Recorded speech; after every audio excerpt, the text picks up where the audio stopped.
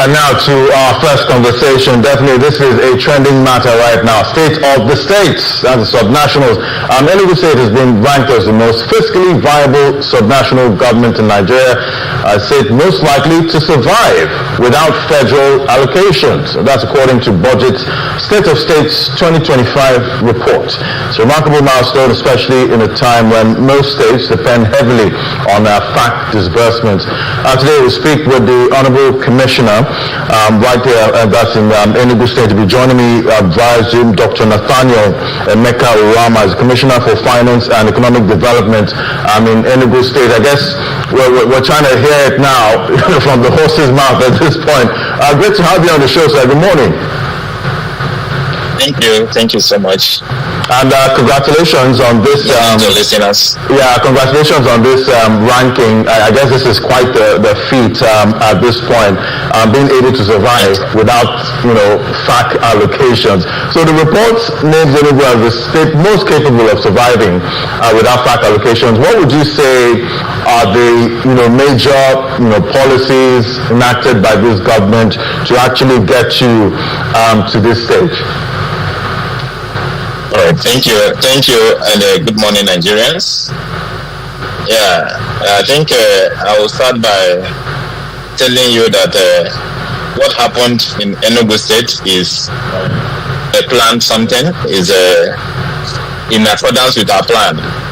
In 2023, when this administration of His Excellency Dr. Peter Ndubisimba assumed office, the first thing we did was to basically look at the revenue generating programs in Enugu State, because we are aware that the only thing that we can depend on entirely is that of the internally generated revenue, given that the federal allocation is entirely exogenous to the states. So we did a critical review of the states of IGR in Enugu State. Through that means, we're able to find out the loopholes, what is being done wrong, and those ones that are not being executed at all. So by that means, we're able to develop a strategy to ensure that we optimize our IGR without jeopardizing the business environment. So the first thing we identified was the loophole in the revenue collection. There were leakages, money being collected from the citizens, but it doesn't get to the government purse. So the first thing we did was to enact an e-transaction to stop collection of IGR via cashless. That actually boosted the IGR of Enugu State to a great length. Then when we resumed office, we're having only one payment gateway in Enugu State.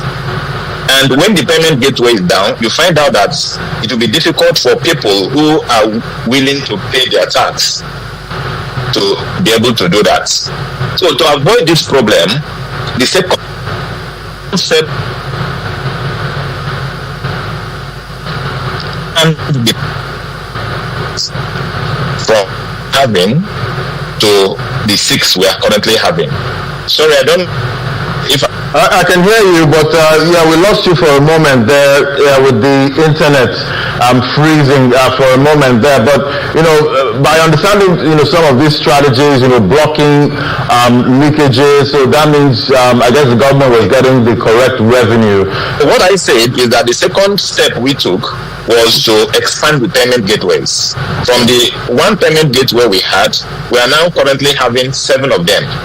This also enhanced the revenue collection in such a way that people are now free to use different payment gateways. And when one payment gateway is down, it doesn't obstruct the payment of taxes by individuals who are willing to do so. By transacts, where every payment of IGR in Enugu State is now done by electronic means. No cash collection of any means and of any form. This is the second step we took. Next, we were able to sensitize the citizens, creating awareness of the taxes they're supposed to pay, the dividend they're going to obtain from paying the tax, and how they should pay the tax to ensure that whatever money they remit gets to the government purse. With this, we're able to also increase the IGR collection in Enugu State. Then we went ahead to activate new tax process that were not in existence. There was no new tax introduced, but we were able to activate the new ones. That also led us to entering into the informal sector, where taxes have not been collected before, and the fees that were collected end up on private purse. So we're able to use the e-payment platform to approach and enter the informal sector. And I must confess to you that being able to access the informal sector boosted the IGR collection in Enugu State to a great extent. We also knew that the efficiency of any tax system depends on the capability of the staff of the the state's internal generating revenue. So from the inception, we've been not relenting on boosting the capacity of the IGR staff. We'll be having frequent trainings, training upon trainings, to ensure that the steps that are involved in internally generated revenue collection in Enugu State are well equipped, both with the technology and the capacity to be able to collect the tax in a way that it will not jeopardize or negatively affect the business environment. All right, so Dr. Rama, thank you so much for breaking that down for us. Expanding, payment gateways, making sure that if one payment gateway is down, another one is there for collection, which helped in expanding revenue collection. Then no cash collection. That's a very critical one, I guess, and using more of digital platforms. Quite interesting strategies, but was this part of a long-term fiscal reform plan, or were they just, recent interventions, responding to economic realities? No, we also have a long-term reform plan to ensure that there is sustainability in what we're doing. I'm also telling you that as we're discussing, Enugu State is one of the first states to grant autonomy to the IGR, to the Enugu State Board of Internal Revenue. They are now autonomous. So that will grant them that liberty to be able to implement programs, to initiate programs, and implement it without being constrained by unnecessary bureaucracies. These are part of the long-term plan that are being implemented in Enugu State to ensure the sustainability of these moves we have made beyond even this administration. So whatever, all the programs we're doing, we're looking not only within the administration, but beyond the administration in such a way that we do it to ensure that it is sustainable. So this is one of the major steps we've taken.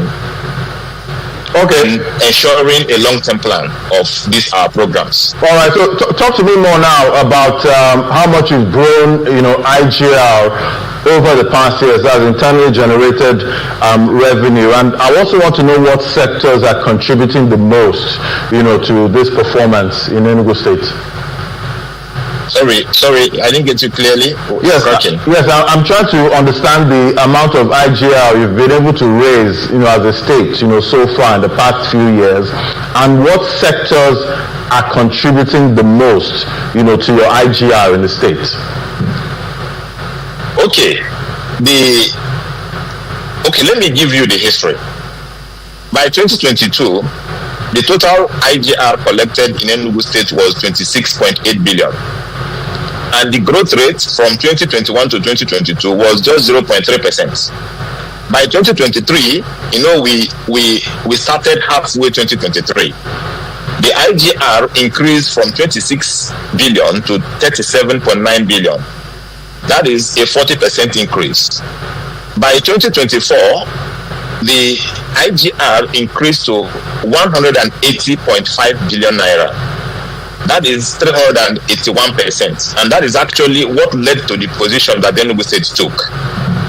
Now, as I said and during my earlier speech, the bulk of this collection came from blocking the loopholes and also trying to make use of the informal sector to collect tax from the informal sector. Now, Enugu State is also building capital, the infrastructure, to ensure that Enugu State is business friendly. Because of this, you see that enterprises are coming into Enugu State, and that is actually boosting the revenue that we're collecting from the enterprises. So generally, the revenue boosts between 2023 and 2024 came from blocking the loopholes, ensuring that all the tax collected go into the public purse, and also trying to enter the informal sector. So that is where the bulk of the growth in IGR between 2022 and between 2023 and 2024, which led to the position that the Enugu State had, came from. Yeah, quite an interesting one. Blocking those leakages is definitely a tall order for some states now, because if you can look at the bottom five, that's the bottom five least viable states according to budget. We have the likes of Yobe State, Benue State, Jigawa State, Kogi, and Imo. These are the least capable of surviving independently of FAAC. So we see that many states struggle, with broadening their tax base, also, without overburdening the citizens, because increasing tax base sometimes doesn't really need, it doesn't have to be, increasing taxes. So how is Enugu achieving, higher revenue collection while keeping the business environment, friendly? That means we're not overburdening businesses with taxes. Okay. I think the first thing we did, the business environment is wider than only tax collection. When you are collecting the tax and you're using the tax to improve the business environment, like if you listen to people that have visited Enugu State of recent, you see that security is enhanced, road infrastructure is built, electricity tariff is reduced in Enugu State. Recall also that Enugu was the first state to get autonomy in power generation. All these things are what combines together to ensure that, yes, there may be increase in taxation, not that Enugu State introduced any new tax law. We didn't do that. What we did was to try to enforce the existing tax law. But in addition to doing this, the people are seeing that the money being collected is utilized to make the business environment friendly. You have a convenient road, you have security, you have power supply at a very low rate, and the facilities are there, and that justifies why business are trooping into Enugu of recent. A quick one, have there been reforms in your digital tax systems, any incentives for compliance or partnerships with local businesses, to achieve, balance when it comes to, tax collection and compliance to tax payments? Yes, we do have incentives for compliance. That is, even there are others that we're planning, and there are ones that are already effective. We have incentives for adherence to tax. Like what we did is that we have different ways of paying your tax. Those who want to pay it annually, those who want to pay quarterly, those who want to pay monthly. There are different incentives for people at different levels that do comply to tax without being enforced. And there are also penalties for people who wait to be enforced before they pay their tax. And the major thing that led to what we are doing is awareness creation and giving them a long notice. Like what we do in Enugu State is that your tax liability is communicated to you early enough, and you are giving ample time to be able to do that payment. So if you do it within the time given, there is incentives created for you, which details I may not expose here, but also there is penalties for not paying the tax within the time given. So if you allow our tax enforcers to come to your establishment before you pay your tax, there is a penalty. But if you pay it within the stipulated time, there is incentives for them. So that is also part of the efforts we're making to improve tax collection in Enugu State. Yeah, Dr. Nathaniel, I'm sure at some point you'll be able to tell us some of these other secrets that you're using to to achieve what you've achieved so far in the state. But let's talk about what would you say are the key non-oil or non-federal sectors Enugu is investing in to sustain this independence, for like the likes of agriculture, technology, real estate, or is it manufacturing? What are you investing in? Sorry, it was cracking. I didn't get you very well. Yeah, sorry again about that. So I'm trying to find out, what sectors, Enugu State is investing in to sustain this independence. Are you investing in agriculture, technology, and maybe real estate or manufacturing? What is going on in Enugu State currently is tremendous. His Excellency Governor Peter Ndubuisimba did not leave any sector. I must tell you that there is a priority, but our investment, though we have priority for education because we are talking of sustainability. Education, health sector is a priority, but agriculture is also the area we are embarking on. Tourism is also the area. So what the infrastructural development and the investment we're doing in Enugu State costs across all the sector. But to answer your question directly, the priority ranges from education, because we know that education is the key to any sustainable development. Then health sector, health is wealth in accordance with the formal language. Then we have the agriculture, we have the tourism industry, we have the sports, even the gaming commission. We are expanding our investment across all the sector. And I'm telling you that even other states are sending their IGR team to Enugu State for us to enlighten them on how we're able to achieve the feats that we have achieved. So it cuts across all the sectors, but what we are doing mostly is to build the background that will attract private investors into Enugu State to ensure sustainable investment and also a greater economic growth. And are there upcoming projects or private sector collaborations that we should be looking forward to? Yes, there are. Because as I told you, what we're working based on plan. We started by saying, first, let's create the environment that can be conducive for private sectors to come in. The next step we're taking now is to collaborate with the private sectors, because most of this program we're doing, like if you look at Enugu now, we're having Enugu A. That Enugu A is not being run by Enugu States. We are collaborating with the private sector under what we call the PPP. The same thing is happening to the agriculture. We buy the agricultural equipment, but we collaborate with the private sectors to ensure that there is efficiency in the management, because we know that public sector managing those investments may not lead to efficiency and sustainability. So most of all the programs we're doing involve the private sector under what we call the private partnership agreements. I don't know if this gets answer to your question clearly. Yeah, thank you so much for that. I did fly Enugu Air recently, and I'm curious. I'm sure you guys are making a lot of money from that segment. Yes, we are.